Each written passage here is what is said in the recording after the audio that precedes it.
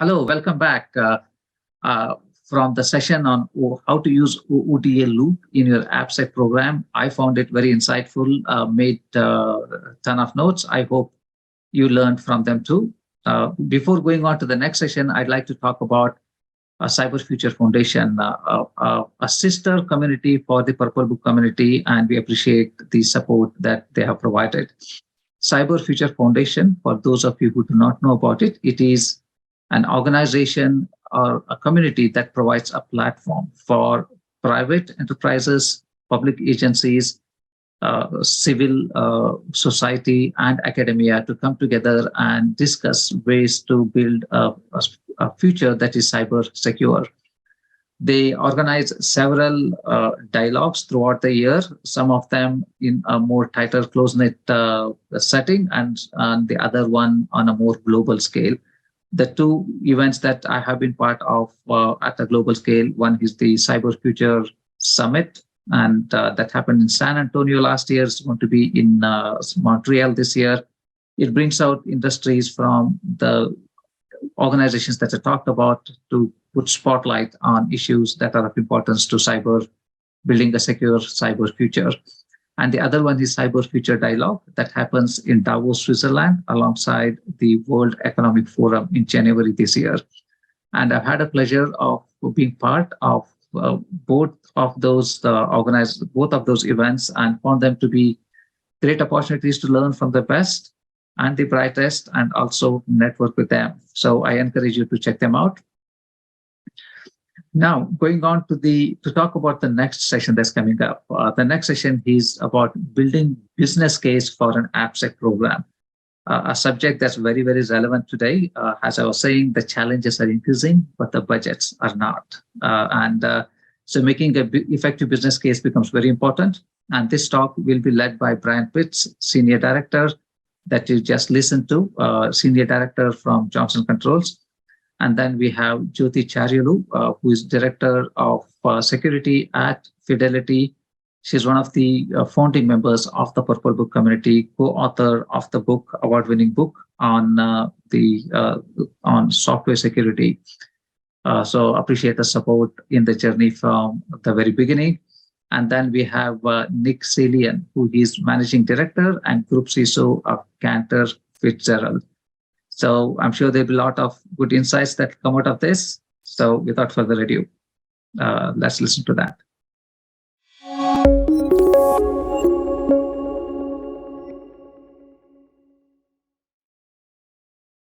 Hi, everyone. Good afternoon, good evening, and good morning. My name is Nick Salian. I'm the Group CISO for Cantor Fitzgerald & Company. Today, I have two distinguished panelists, Jyothi Charyulu and then Brian Pitts. Jyothi is here from Fidelity Investments and Brian from Johnson Controls. I'm so happy to have you here at the AppSecCon 2023. I would like, Jyothi, if you could provide a brief introduction about your background. Absolutely. Thank you, Nick. I'm Jyothi Charyulu, Product Manager at Architecture and Cloud Enablement, Platform Engineering, Fidelity Investments. I have successfully led SSDLC programs, including leading enterprise application security programs with top industry security vendors at Fidelity Investments, where I joined 6 years ago, and at Sabre, where I worked for 16 years. I've also led enterprise risk assessments, vulnerability management programs, and worked in cloud governance, enterprise architecture governance, and as an enterprise application security architect at Sabre. I'm the co-author and founding member of the Purple Book of Software Security, where we started ground up since September 2020. I'm so proud of how far the global Purple Book community has grown, and we should continue exponential success. Join us for this exciting session at AppSecCon 2023. I'm so privileged and humbled. Thank you. That's awesome. That's awesome, Jyothi. Brian? Hey, well, thanks, everyone. It's a pleasure to have a few minutes to talk with you in the group here. And I'm currently at Johnson Controls. I lead the product security AppSec program for Johnson Controls. And before that, I had the honor of working at Honeywell, where I did a similar thing for our safety and productivity solutions group at Honeywell. And then prior to that, I spent about 20 years in the U.S. military doing cyber were for the U.S. military. So really excited to come and spend a few minutes talking about how to get a program up and running. I had the pleasure of kind of doing that at both Honeywell and here at Johnson Controls. So it's always a team sport, but I got to be on the front line of trying to get two of these programs up from the start. So I look forward to talking about what it takes to get a program started and building a business case. Very impressive background, Brian and Jyothi as well. So as you must have realized, I'm the moderator on the panel. So let's kick the tires with respect to questions. And today's topic is very interesting to me and the panelists, is making a business case for an AppSec program. So I'll shoot one of the important questions. I think the most important question to the panelists is, what are the drivers for an effective AppSec program? You call it product security, and broadly speaking about like software security, right? So both kind of go hand in hand. So Brian, what is your key takeaway about this question? So, when you think about product security, AppSecs, this is really focused on our customer, right? And when you think about your customers, what is it that you generate from them? It's revenue, right? And so the biggest thing in that regard is reputation. So we really work hard because our brand is very important to us. And so we want to do everything we can to make our customers feel like they can trust that we're going to be good stewards of the information that they provide us as we try to build a better building for them and bring greater insights into their building that we have the privilege of running or helping them with. So we really want to protect our reputation. So that's the number one driver that you really want to focus on, because we want to have a relationship with the customers for the long term. And so really earning a reputation of trust and security is super important. And that starts with the apps and the products we give them. So that's one element. Now, places where Jyothi and I work, we're pretty regulated in some regards, right? So we have an additional requirement to think about our regulators, right? Like in our space, the federal government gives us U.S. federal government gives us lots of guidance on how we ought to do things. So that flows down to us on our side. And so those are the two big things that I think the reputational importance of having good product security and AppSec, and then certainly to just be regulatory. Our regulations really require us to have this well done. So I'm sure Jyothi's got some more thoughts on some drivers too. Yes, Brian, you hit on some of key highlights. So here are the top challenges that we first should be very cognizant about. First is alignment of organization measures and incentives. How do you lessen the gap of grief between the business and security risk? Second, typically within organizations, we have a build culture versus a measure culture. Software development teams have a build culture. They focus on features, functionality, return on investment, timelines. Security has a measure culture to ensure the secure services are being deployed. So how do you bridge this gap? And then how do you integrate security across SDLC, software development lifecycle? And how do you think of security upfront and inherent? So when you create a business case, the first thing is you need to convince your key stakeholders the importance and the viability of your AppSec program. And this you do it by, first of all, highlighting the why. Why do we need an effective AppSec program? When the why is clear, then we look at some of the drivers to consider for creating an effective business case. Because it boils down to every organization has its own culture, has its own requirements. So first of all, what is the problem that you are trying to solve for your organization? What applications should be included? You cannot boil the ocean. So this is where you could create a risk-based framework based and allocate risks according to each application in your organization. But for that, you need to have a system inventory.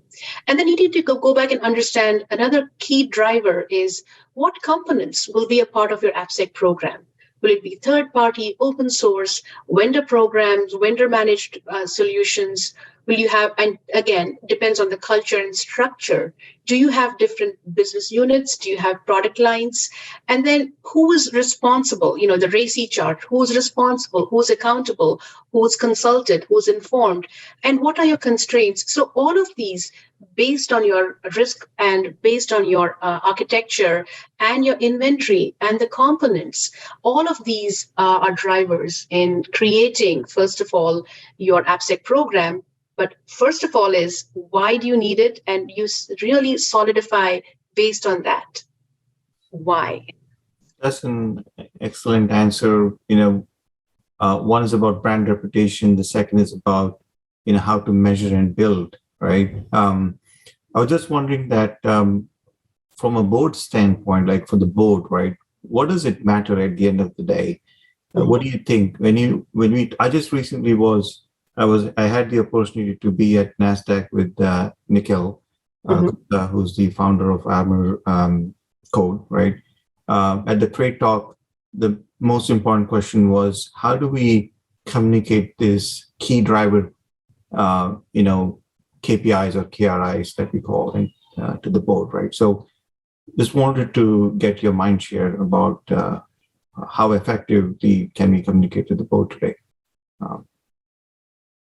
So is there any method or magic wand we use to communicate to the board, or how do you go ahead and communicate? Okay. So I think even when you communicate to the board, it's really important to understand, number one, the driver of why. I always feel that's a precursor. When you define the why, the what, and the how becomes easy. But you have to get a good definition of an executive summary. And you could base that on your software security maturity model. What level are you in your maturity model? And then you could also go back and talk about finances. The finance is really important. But again, that is based on your organization. At Fidelity, depending on how we are structured, or Sabre or other companies. So it boils down to, how is your organization structured? Is application security a central organization that can implement security programs to each business unit? And then does each business unit have an information security officer, and how the cost is charged back to each business unit? So when you know this, then you can come up and say, okay, here is an executive summary. Here is an overview of program structure. Here are all the benefits, the costs, the potential risks, and an assessment of how we will handle these risks. And then you could use numbers. You have Verizon Data Breach Report. You have the State of Software Security by Veracode. You have different industry research that gives you enough data that talks about the threat landscape, which again boils down to preparing the why we need the AppSec program. So use data, because I feel data-driven decisions are always more welcomed versus a qualitative decision. And then you also need to ensure that you can provide a scope. As I said, you cannot boil the ocean, so you need to know what is your perimeter, security in layers, right? Defense in depth. You need to know what your program scope is, and then you provide the strategic roadmap that talks about all these aspects, along with your risk-based framework, which talks about your application risk ranking. And then you can provide a growth plan as well that talks about, okay, here's how much money I need, here's why I need it, here is the program structure, here is the benefit of implementing this program, but here is the risk based on all these numbers from industry research. You could use, what is it that it's going to cost you? Reputation. There's so much, stitch in 9 saves 9, right? So what are the risks if you don't implement the program? When you include all of this in the executive summary, and the execution part of it as well is important, people, process, technology, and that's incorporated in your security program, the model, the growth plan. When you have that in your executive summary, it becomes very clear that absolutely this is a very persuasive case for that I need an AppSec program. Definitely. And we all know that one Christmas we had Log4j. Yes. We didn't have to explain to the board as to what it is, right? So, exactly.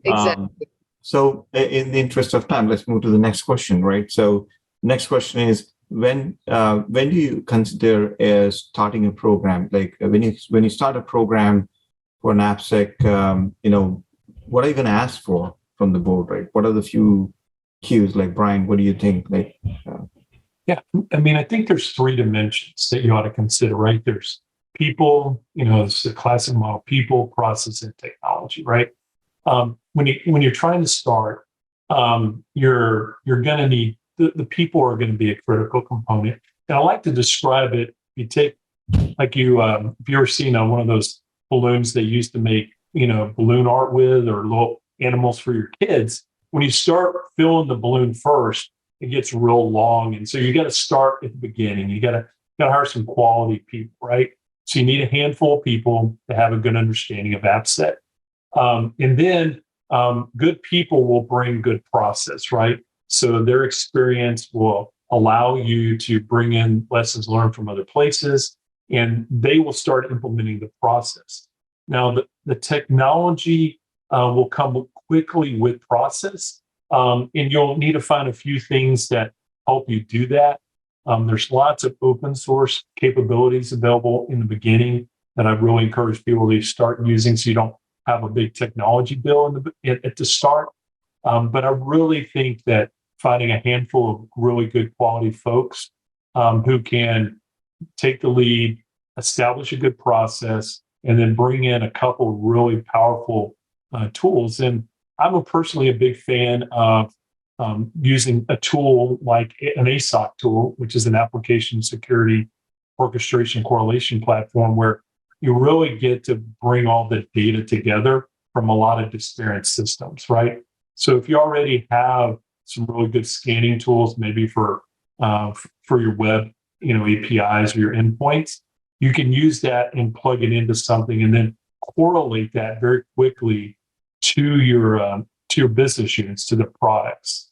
So I really am a big fan of the people, process, and technology, and I really would try to do it in that order. And I would start with a few people, focus on, and then get your process, get your engagement with your business units, and then start finding the right pieces of technology to come in behind it. But a lot of people rush to go buy a tool, and tools are great, but what you find is they're very expensive, and there's usually an open source component that'll do a really good job, or at least 80% good job, to get you started. And then as you mature, you can look at other options. But definitely would start with people. That's my vote.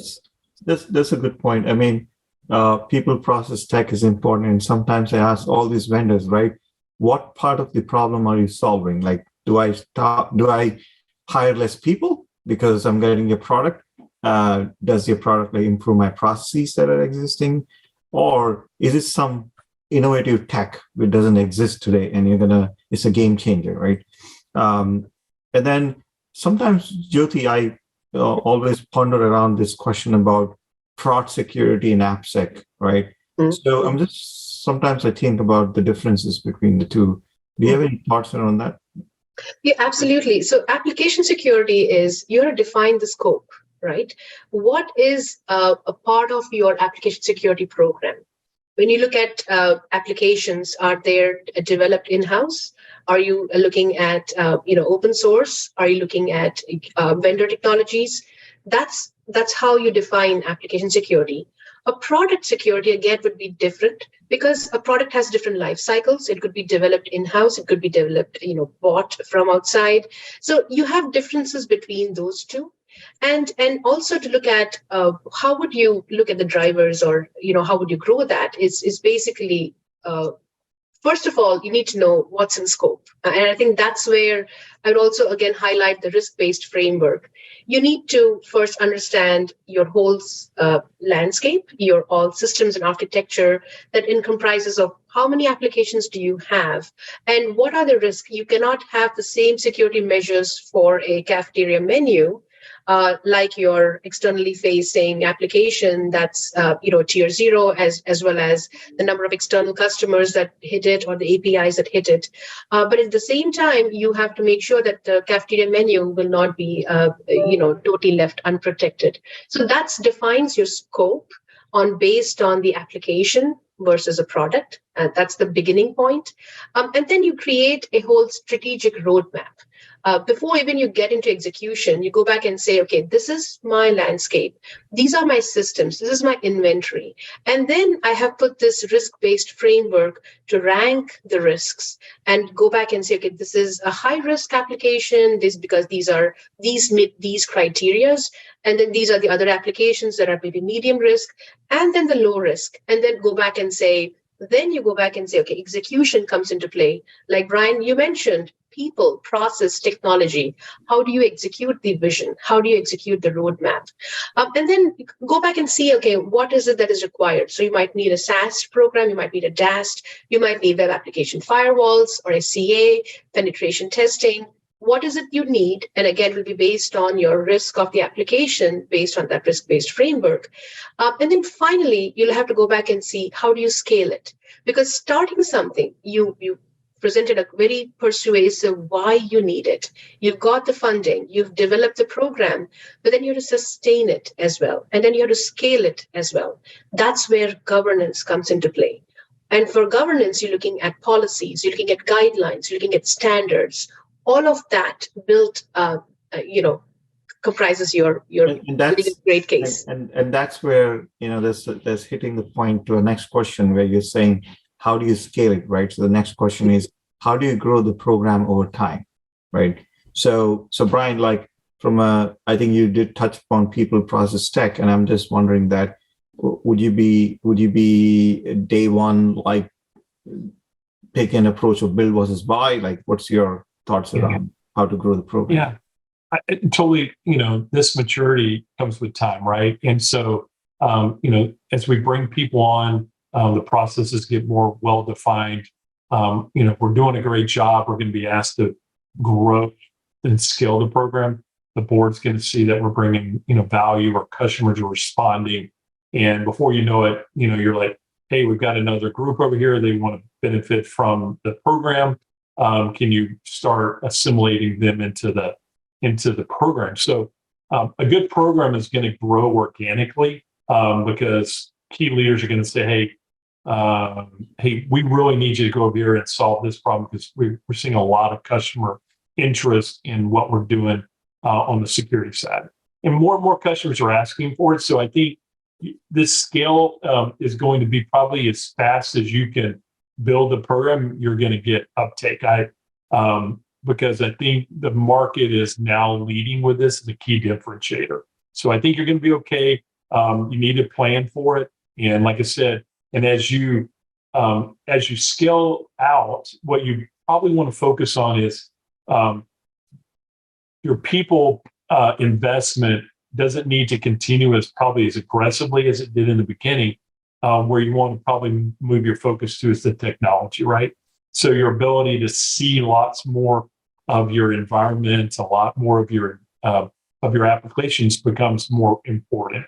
So like at Johnson Controls, like we have 11 different product business units, right? So we started in certain ones, and as we grew a handful of architects, but what we grew was the capability of our technology to look in all these different business units, right?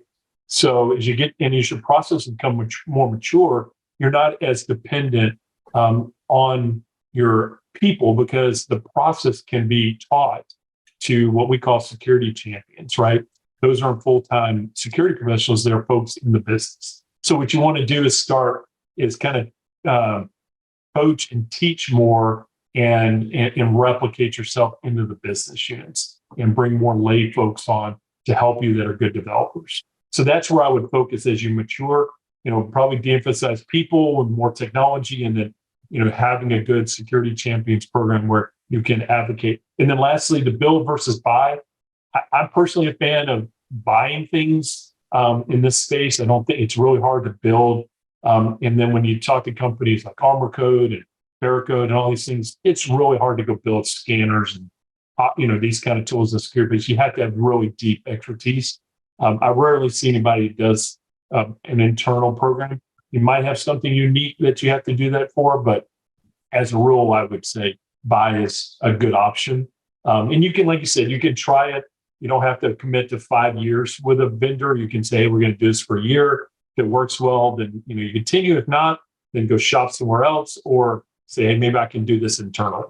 So those are my approaches, Nick, when it comes to how you grow the program.